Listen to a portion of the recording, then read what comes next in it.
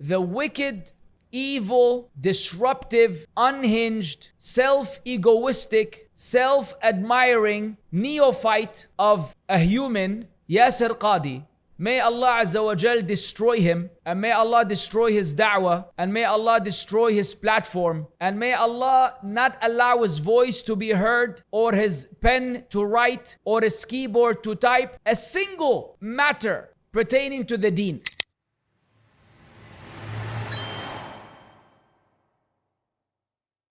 This evil criminal who continues his mission of disparaging Islam and undermining Islam, belittling Islam's foundations, casting doubt into the minds of the Muslims, appeasing to the so-called intellectuals and the academics, posing as a person of knowledge, posing as a scholar, thinking that he's some special breed of humans, whereas by Allah, if you were to look at his face, just by merely looking at him, he's automatically disqualified from being a person of knowledge. Just by his mere appearance, you cannot even put him with the people of knowledge. Let alone his demeanor, let alone his statements, let alone his positions.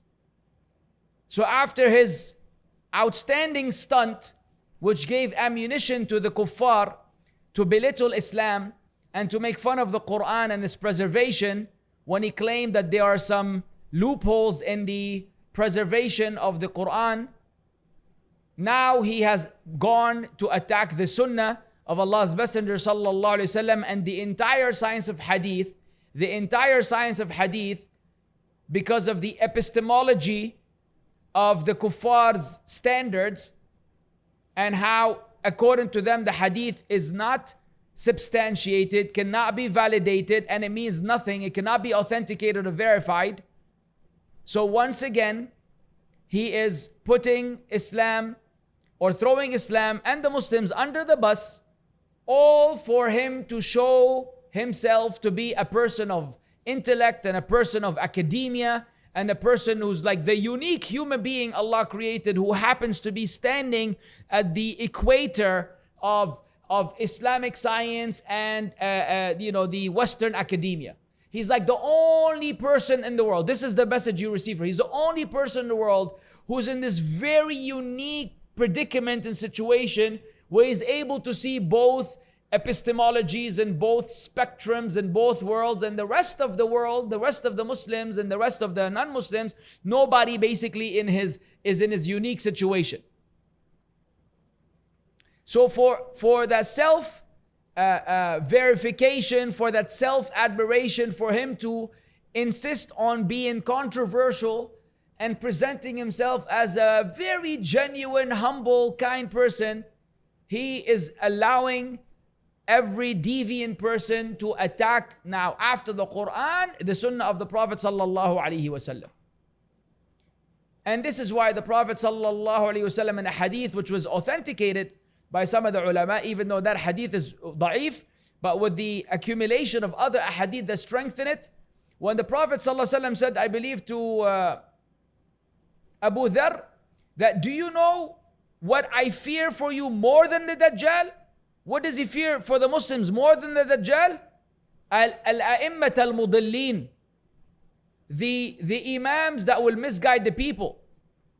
In another hadith said, أَخْوَفُ مَا أَخَافُ عَلَيْكُمْ الْأَئِمَّةَ الْمُضِلِّينَ. The thing I fear the most for you or for my ummah, أَخْوَفُ مَا أَخَافُ عَلَى أُمَّتِي, is الْأَئِمَّةَ الْمُضِلِّينَ, these misguiding, deviant, wicked imams, such as Yasir Qhadi.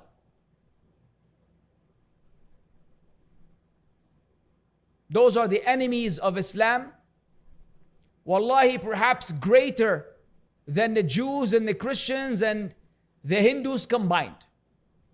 Because no matter what the Jews and the Christians and Hindus, no matter how much they bark, and no matter how much they freak out, and no matter how much Islamophobia they promote, and no matter how much propaganda they put forward, and no matter how much they attack Islam, we don't care. We don't care, and we pay them no mind. They're a bunch of kuffar, they will roast in hell bi'idhnillah.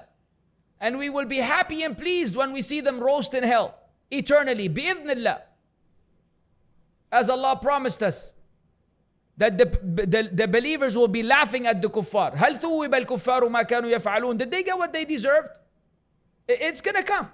I'm not tripping. You shouldn't be tripping either. It will come bi'idhnillah. We just pray and beg Allah that we die as believers. And if Allah doesn't have it meant for them to be guided, which we still wish guidance for them, then they will get what they deserve. But this person who's dressed with the clothing of the people of Islam, who promotes himself as a traditional Orthodox Sunni, meanwhile promoting every principle that opposes the principles of Ahl Sunnah wal Jama'ah, then this is an enemy of Islam. And at this point there is no husnul dhan regarding Yasir Qhadi. Just like there's no husnul dhan regarding Mufti Menk, and there's no husnul dhan regarding Nu'man Ali Khan, and there's no husnul dhan regarding Daniel Haqiqatchu, and there's no husnul dhan regarding these people that have proven themselves again and again to be wicked deviants that only care about their self-promotion, making money, and promoting their own wicked, twisted agenda. It's proven beyond a shadow of doubt. No husnul dhan for those people. So nobody come and say, Akhi, assume good. No, we've done assuming good. And Allah did not tell us to assume good all the time. Allah said, Inna ba'd al-dhanni ithim. Some of the evil assumption is evil, and some of it is valid. And I've mentioned this many times before. Remember Yaqub alayhi salam. When his children came around the second time, even though when they were innocent, he said, Bal sawwalat lakum anfusukum amra. No, you still have plotted something. He assumed that they plotted something even though they were innocent. Why? He had an experience with them with Yusuf alayhi salam, where they deceived him. And he wasn't going to be deceived the second time around.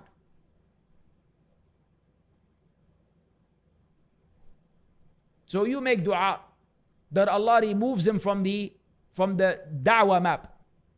We don't want harm upon him physically. He's a Muslim at the end of the day. We hope he's still a Muslim at this point. Wallahi, we hope he's still a Muslim at this point. I don't know really, not much to justify his Islam, but in order not to fall into takfir, we will hold back.